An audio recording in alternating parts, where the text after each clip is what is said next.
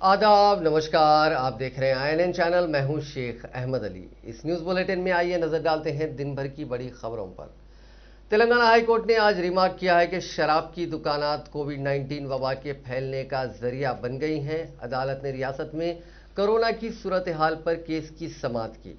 इस मौके पर रियासत के पुलिस सरबराह ने कोरोना के गाइडलाइंस पर अमलावरी के सिलसिले में अदालत में तफसीली रिपोर्ट पेश की। डीजीपी ने अपनी रिपोर्ट में कहा कि कोविड के कवायद की खिलाफ वर्जी करने वाले अफराद के खिलाफ 22,000 मामला दर्ज किए गए हैं। 2,416 मामला ऐसे अफराद के खिलाफ दर्ज किए गए हैं जिन्होंने समाजी दूरी के उसूल पर अमल नहीं किया। सड़कों पर थूकने वाले अफराद के खिलाफ 6 मामला दर्ज किए गए हैं। इस मरहले पर अदालत ने रिमार्क किया कि कवायद की खिलाफ वर्जी करने वालों के खिलाफ महदूद कार्रवाई की गई। अदालत ने सवाल करते हुए पूछा कि आया 1,16,000 अफराद पर जुर्माना आयद किया गया। अदालत ने इस मरहले पर तबसरा करते हुए रिमार्क किया कि पुराना शहर हैदराबाद में ही 2 दिन जांच की गई तो 1 लाख अफराद कवायद की खिलाफ वर्जी करते हुए पाए जाएंगे। इस मौके पर अदालत ने एक मरतबा फिर कम RT-PCR टेस्ट के सिलसिले में हुकूमत पर नाराजगी का इजहार किया। अदालत ने कहा कि मरकजी हुकूमत के गाइडलाइंस के मुताबिक RT-PCR के टेस्ट की तादाद 70% होनी चाहिए।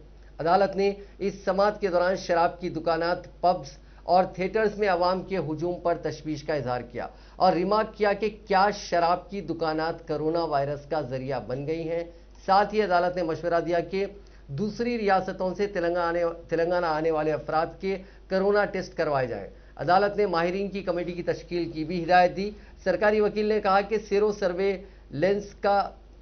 सर्वेलेंस का काम अंदरून 6 हफ्ते मुकम्मल कर लिया जाएगा, जिस पर बेंच ने कहा कि सीरो सर्वेलेंस के अमल के अख्तिताम के बाद अदालत में उसकी रिपोर्ट पेश की जाए। अदालत ने कहा कि लॉकडाउन ना होने की सूरत में कंटेनमेंट जोन्स पर सख्ती से अमल किया जाए। अदालत ने सरकारी और प्राइवेट दफातर में कोविड की टीका अंदाजी के इंतजामात की तफसीलात पर भी सवाल किया। इस पर इस माह की 14 तारीख को रिपोर्ट पेश करने की बेंच ने हिदायत दी और इस मामले की आइंदा समाअत 19 अप्रैल तक मुलतवी कर दी। सरकारी स्कूल्स में बुनियादी सहूलियात की फराहमी के लिए गाइडलाइंस वज़ा करने रियासती सब कमेटी ने ओहदेदारों को हिदायत दी। MCHRD में सरकारी स्कूल्स को मुस्तहकम करने के लिए हुकूमत ने सालाना 2,000 करोड़ रुपए खर्च करने का फैसला किया है। इस सिलसिले में तश्कील दी गई कैबिनेट सब कमेटी का पहला इजलास मुनक्किद हुआ। वजीर तालीम सबीता इंदिरा रेड्डी, वजीर बल्दी नज़्म नस्क KT रामाराव, वजीर फाइनेंस हरीश राव, वजीर पंचायत राज एरबली दयाकर राव, वजीर कबायली बहबूद सत्यवती राठौर के अलावा दीगर आला अहदेदारों ने शिरकत की। सब कमेटी ने अहदेदारों से कहा कि KG to PG प्रोग्राम के तहत अकामती स्कूल्स खोले गए और तालीमी निज़ाम को मुस्तहकम करने के इक़दाम किए जा रहे हैं। कमेटी का मानना है कि वो तालीमी मियार को बेहतर करना है तो इब्तदाई तालीम के निज़ाम को मुस्तहकम किया जाए और साथ ही साथ स्कूलों में बुनियादी सहूलियात फराहम की जाए। इजाफी क्लासरूम, स्कूल्स की नई इमारत तामीर करना हो, पीने के पानी, टॉयलेट और डिजिटल क्लासरूम जैसी बुनियादी सहूलतें फराहम करने की ज़रूरत है। सब कमेटी ने ओहदेदारों से कहा कि इन तमाम बातों का अहाता करते हुए गाइडलाइंस तैयार किए जाएं ताकि उनको लेकर वजीर आला चंद्रशेखर राव से रुजू होते हुए उस पर ख़तई फैसला लिया जा सके और इस प्रोग्राम का आगाज़ हो सके। कमेटी ने कहा कि इस प्रोग्राम के लिए बजट में 4,000 करोड़ रुपए मख्तस किए गए हैं। वजीर इंफॉर्मेशन टेक्नोलॉजी KT रामाराव ने ओहदेदारों को हिदायत दी है कि वह फाइबर ग्रिड प्रोजेक्ट को तेलंगाना के तमाम बल्दियात तक वसअत देने के इक़दाम करें। वजीर IT ने फाइबर ग्रिड प्रोजेक्ट के अहदेदारों को तजवीज़ पेश की कि फाइबर ग्रिड प्रोजेक्ट की तोसी के हिस्से के तौर पर ग्रेटर हैदराबाद के अंदर भी एक सर्वे करते हुए रिपोर्ट पेश की जाए। Telangana fibre grid corporation board का इजलास आज T-हब में मुनक्किद हुआ। इस बोर्ड मीटिंग में मुतादिद फैसले लिए गए। इस इजलास से खिताब करते हुए वज़ीर मौसूफ ने कहा कि हम पहले ही हर घर को इंटरनेट देने के तवील मुद्दती मकसद के साथ काम कर रहे हैं। इस मौके पर उन्होंने फाइबर ग्रिड के कामों की पेशरफ्त के बारे में मालूमात हासिल की। इस मौके पर ओहदेदारों ने वजीर मौसूफ को बताया कि जिन दही इलाकों में मिशन भागीरथता के काम मुकम्मिल हो गए हैं वहां फाइबर के काम बड़े पैमाने पर जारी हैं। ओहदेदारों ने वजीर IT को बताया कि रवां साल अगस्त तक हर गांव को फाइबर राब्ते की फराहमी के मकसद के तहत काम कर रहे हैं। इस मौके पर KT रामाराव ने ओहदेदारों को मुतअद्दिद हिदायत और मशवरे दिए। वज़ीर मौसूफ ने हिदायत दी कि रियासत के 30,000 सरकारी दफातर को जून से तरजीही बुनियाद पर इंटरनेट से मुंसलिक किया जाए। चीफ मिनिस्टर KCR की तजवीज़ के मुताबिक रियासत के तमाम रैतु वेदिका को टी फाइबर से जोड़ने की हिदायत दी, जिससे इंटरनेट के फवायद हर किसान को मिल सके। टी फाइबर टीम ने वज़ीर मौसूफ को बताया कि उन्होंने तजुर्बाती बुनियादों पर 5 रैतू वेदिका को इंटरनेट से मरबूत किया। वजीर केटीआर ने अहदेदारों को हिदायत दी कि वो ब्रॉडबैंड सर्विसेज की सहूलत को शहरी इलाकों में वुसअत देने का जायजा लें। वजीर बल्दी नज़्म-ओ-नस्क के.टी. रामाराव ने हैदराबाद वाटर वर्क्स में मैनेजर के ओहदा पाने वाले 93 अफराद को तकर्रुरनामे हवाले किए। इस मौके पर केटीआर ने कहा कि मुलाजिमत हासिल करने वालों को मुबारकबाद पेश करते हुए कहा कि तेलंगाना हुकूमत शुरू से ही मुलाजिमत फराहम करने पर तवज्जो मरकूज किए हुए है। अब तक करीब 1,33,000 सरकारी मुलाजिमतें फराहम की गई हैं। खानगी शोबे में सरमायाकारी को फरोग देते हुए करीब 15 लाख मुलाजिमतों के मौके फराहम किए गए। उन्होंने कहा कि तेलंगाना हुकूमत सरकारी मुलाजिमत फराहम करने में बिल्कुल शफाफ अंदाज में काम कर रही है, किसी से 1 रुपया नहीं लिया गया। इसी तरह मुलाजिमत हासिल करने वाले भी आवाम से 1 रुपया लिए बगैर खिदमत अंजाम दें। उन्होंने कहा कि मुलाजिमत को एक चैलेंज के तौर पर कबूल करें और वाटर वर्क्स के महकमे की तरक्की के लिए काम करें।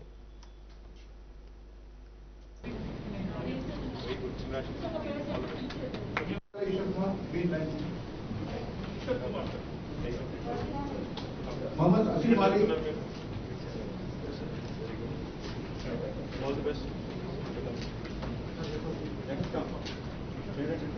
ప్రైవేట్ రంగంలో పెట్టుబడులు కూడా ఆహ్వానించడం వల్ల ఈరోజు తెలంగాణలో టీఎస్ ఐపాస్ ద్వారా 2,13,000 కోట్ల రూపాయల పెట్టుబడులు ఆహ్వానించుకున్నాం, స్వీకరించాం, వాటిని ఆకర్షించాం.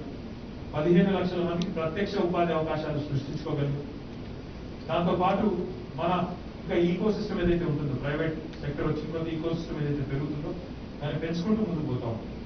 మరొక గవర్నమెంట్ సెక్టర్లో, గవర్నమెంట్ డిపార్ట్మెంట్స్లో కూడా ఎక్కడికక్కడ మెరిటోరియస్ పద్ధతిలో మీరు ఎవరైతే ఒక్క పైసా లంచం ఇవ్వకుండా ఈరోజు ఈ ఉద్యోగాలు తీసుకుని అడుగు పెడతా ఉన్నారు, మీ అందరితో కూడా నా విజ్ఞప్తి ఏమంటే గవర్నమెంట్లో జాబ్ రావాలనే కోరిక గవర్నమెంట్ బోర్డులో కానీ లేదా గవర్నమెంట్ ఎంటిటీలో కానీ గవర్నమెంట్ ఓన్ ఎంటిటీలో కానీ జాబ్ ఉండాలి అనే కోరిక చాలా మందికి ఉంది.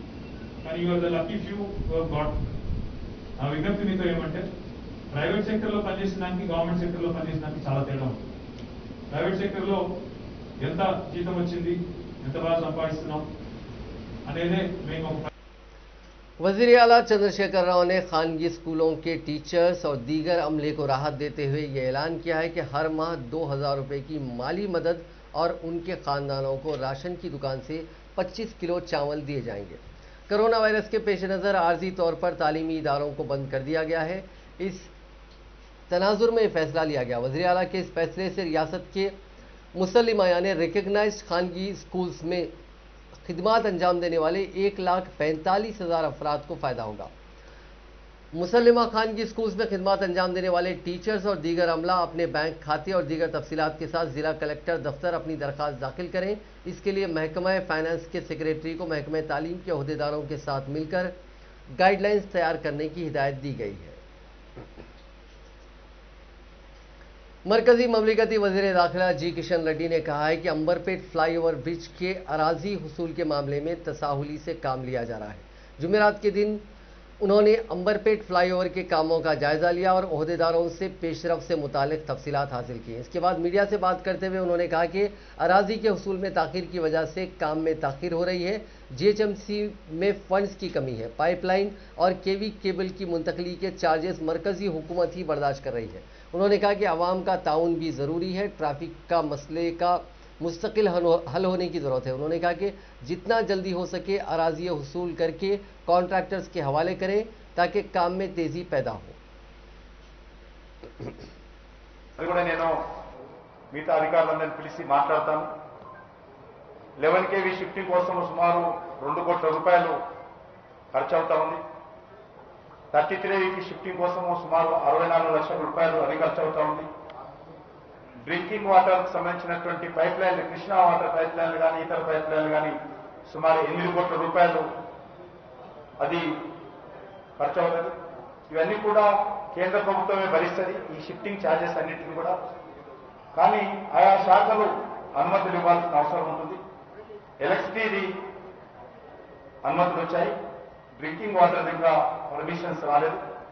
డ్రింకింగ్ వాటర్కి సంబంధించినటువంటి Hyderabad metro water works department వాళ్ళు అనుమతినిచ్చినట్లయితే వెంటనే కేంద్ర ప్రభుత్వ ఖర్చులతో ఈ యొక్క డ్రింకింగ్ వాటర్ పైప్ లైన్లను కూడా షిఫ్టింగ్ చేసి వెంటనే పిల్లర్స్ పని మొదలు పెడతాం. దాంతోపాటు ప్రజల సహకారం కూడా కావాలి. ఎందుకంటే గోల్నంక చౌరస్తా నుంచి సీగల్ హోటల్ సైడ్ నుంచి ట్రాఫిక్ షిఫ్ట్ చేయాలి, కాబట్టి డైవర్ట్ చేయాలి ట్రాఫిక్ ను. కాబట్టి అది కూడా కొంత ప్రజలకు ఇన్కన్వీనియన్స్ అయినప్పటికీ కూడా ట్రాఫిక్ ఏ రకమైనటువంటి ఇబ్బంది లేకుండా ట్రాఫిక్ డైవర్ట్ చేయాలి. అది కూడా ఈ 2-3 రోజుల్లో ట్రాఫిక్ డైవర్ట్ పూర్తిగా అంగీకరించి మొదలుపెట్టినట్లయితే వెంటనే పిల్లర్స్ వేసేటువంటి కార్యక్రమం మొదలుపెట్టేటువంటి పని ఉంటుంది. కాబట్టి కొంత కరోనా కారణంగా నేను అందుబాటులో లేకపోవడం, లేబర్ కూడా పనికి రాకపోవడం, ఇతరత్ర కారణాల కారణంగా పని ఆగిపోయింది.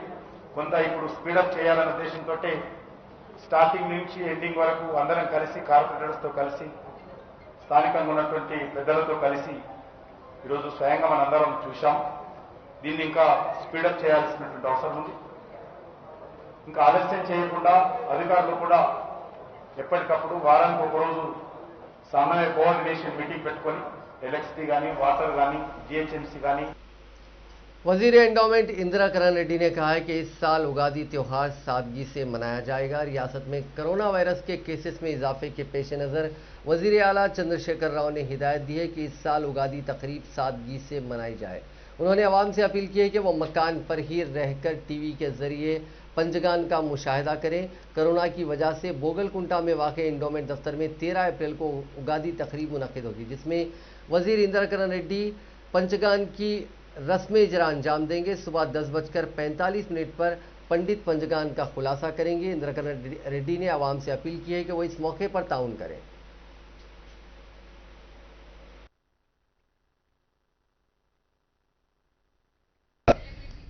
13వ తేదీన లవనామ సంవత్సర ఉగాది సందర్భంగా ప్రతి సంవత్సరం ప్రభుత్వం తరఫున పంచాంగ శ్రవణము నిర్వహించే కార్యక్రమము కోవిడ్ దృష్టి పెట్టుకొని గౌరవ ముఖ్యమంత్రి గారు ఆదేశానుసారము నిరాడంబరంగా జరుపుకోవాలి.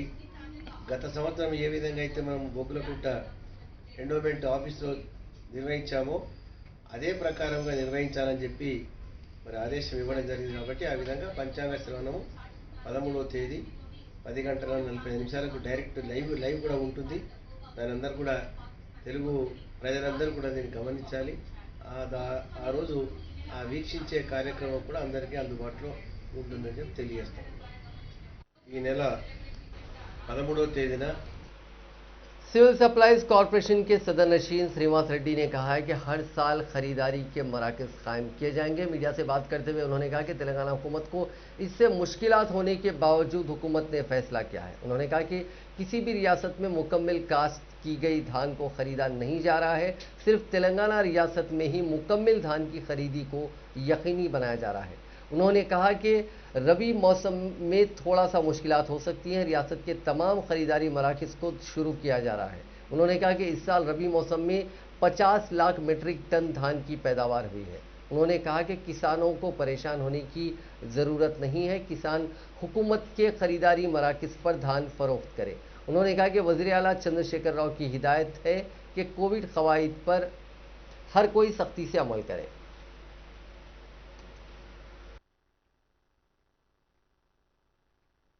జరిగింది.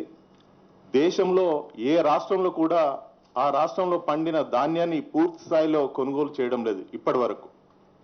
మన ముఖ్యమంత్రి గారు ఒక రైతు కుటుంబం నుంచి వచ్చిన వ్యక్తిగా, రైతు కష్ట సుఖాలు తెలిసిన వ్యక్తిగా ప్రతి గింజను కూడా తెలంగాణ రాష్ట్రం మాత్రమే కొనుగొనే విధంగా రాష్ట్రం మీద ఎంత అధిక భారం అయినా సరైన ఉద్దేశంతో ప్రతి ధాన్యం గింజను కొనుగోలు చేయాలని కూడా సివిల్ సప్లై శాఖకు ఆదేశాలు జారీ చేయడం జరిగింది.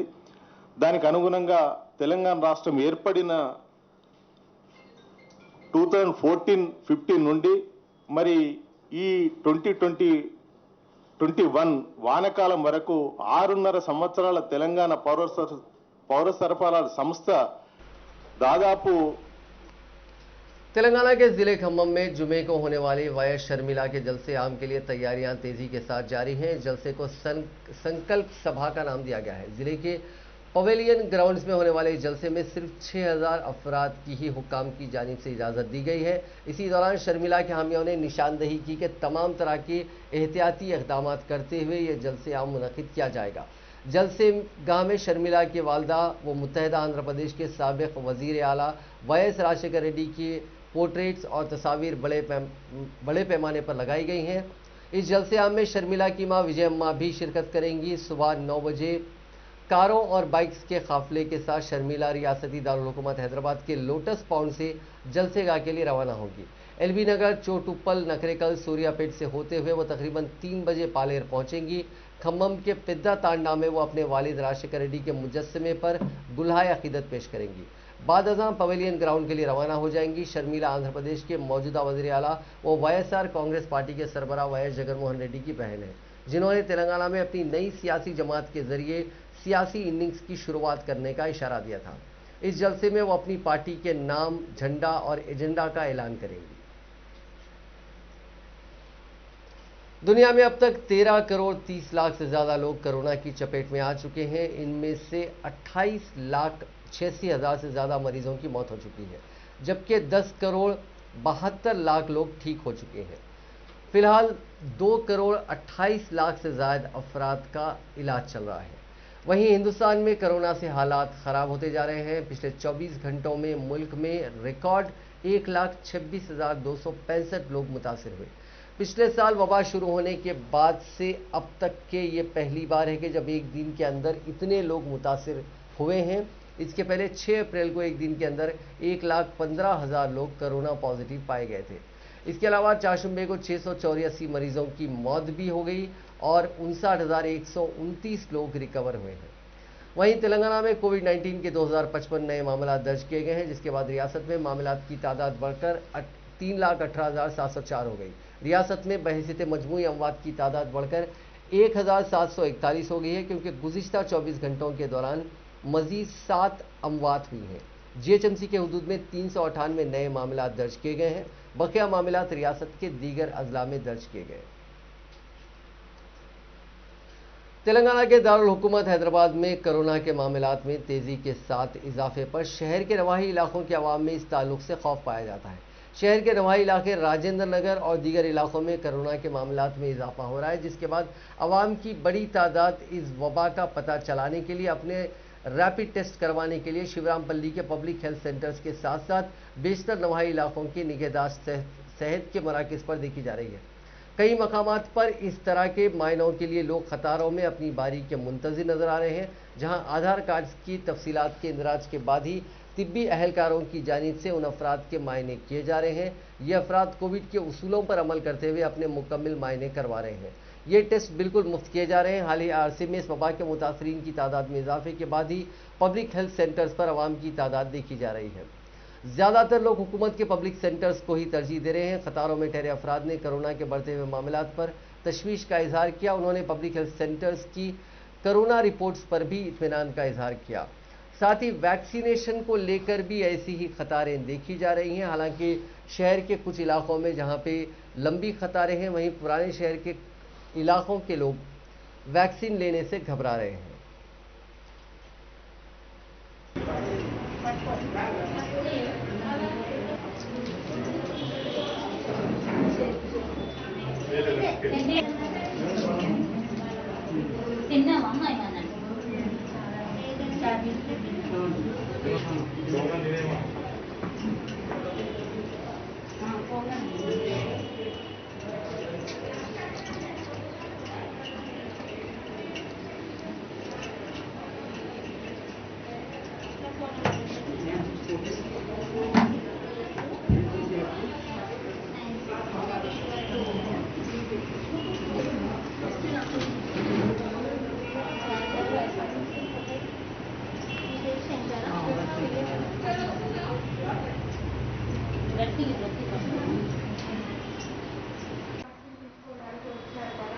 తీసుకున్నాక ఎలాంటి ఏ సైడ్ ఎఫెక్ట్స్ మీకు ఏమి మీరు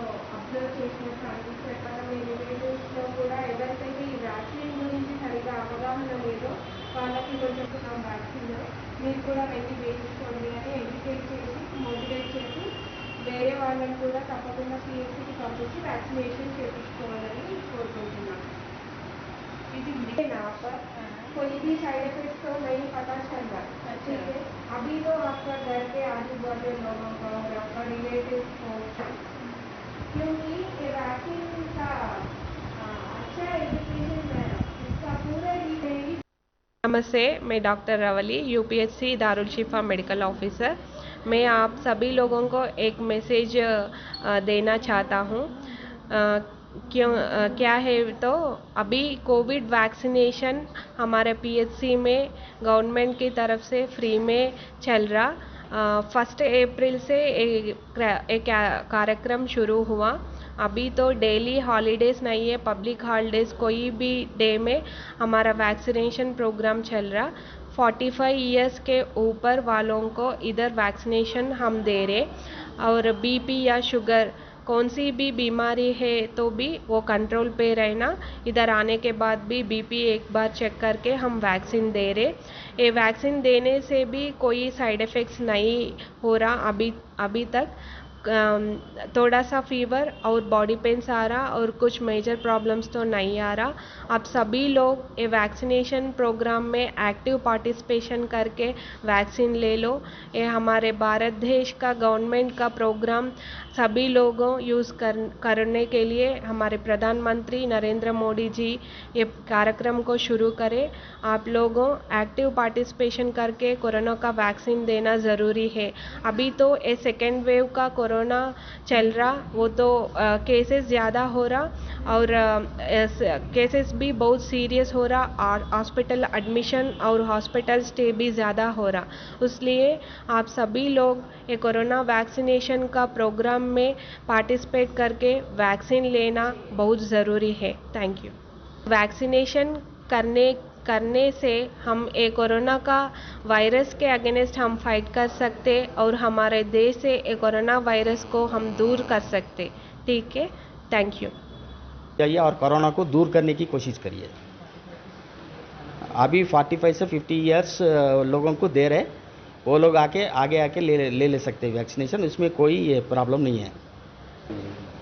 पब्लिक लोग डर रहे हैं, उनको क्या बोलेंगे? या उनके सामने हम मौजूद है सब। हम वैक्सीनेशन लिए, हमारा मिसेस कल वैक्सीनेशन लिए, वो घर में अपना काम खुद कर ले रहे, कोई काम नहीं है, कोई प्रॉब्लम नहीं है। आज मैं लिया हूँ, मेरे को भी कोई प्रॉब्लम नहीं है। इसीलिए आप सब जने आके वैक्सीनेशन कराने की ये करिए, अपना ये बचाने की कोशिश करिए, कोरोना को दूर करने की कोशिश करिए, आपको और आपका फैमिली को बचाने की कोशिश करिए। ये किसी और के लिए नहीं है, आपके लिए है। नमस्ते, मैं डॉक्टर रवली, यूपी। कोरोना टीके का दूसरा डोज लेने वाले 4 कांस्टेबल्स कोरोना से मुतासर हो गए। शहर हैदराबाद के मलकाजगिरी पुलिस स्टेशन के ये कांस्टेबल्स इस मोजी मर्ज से मुस्बित पाए गए। उनमें एक हेड कांस्टेबल, 2 कांस्टेबल्स और एक खातून कांस्टेबल शामिल है। उन कांस्टेबल्स के कोरोना से मुतासर होने के साथ ही पुलिस स्टेशन के बकिया एहलकारों के तिब्बी मायने करवाए गए, जिनकी रिपोर्ट्स का इंतजार है।